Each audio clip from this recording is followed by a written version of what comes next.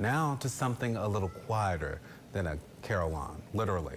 While the Cole Chevy Mountain Festival might be a fun annual tradition for many in our area, some children can find the experience overstimulating. That's why the festival holds a special event for our children in a quieter way to have fun at the festival. The Quiet Carnival returned yesterday for its third year, bringing more than 250 people to this annual event. There they had the chance to experience many of the rides, shows, and snack vendors that are open other times of the festival, but without the bells and whistles and loud music that normally accompany it. The president and CEO of the Chamber of Commerce of the Two Virginias, Jeff DeCibio, telling us this event was created to give our children, all our children, a chance to experience something they normally would not be able to, and was first envisioned when he and the festival's general chairman saw a child playing on a basketball shoot.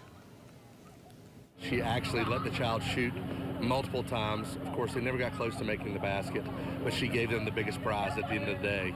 And we looked at each other and said it would be great if we could do something like that to see the joy that was on that child's face for as many kids as we possibly could.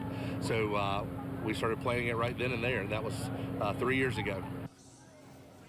Absolutely incredible. The Quiet Carnival relies on many organizations, including Southern Highlands, Alorica, MEFCOR Outdoors, Summit Community Bank, and the governments of the two Bluefields. We did have the chance to ask one sponsor, First Community Bank, why they continue to sponsor this year after year, and they say they wanted to help an underserved part of our community. Thank you so much to all the organizations involved in this, because you are seeing people who may not necessarily always be felt seen. So it really is appreciated, and you are seen.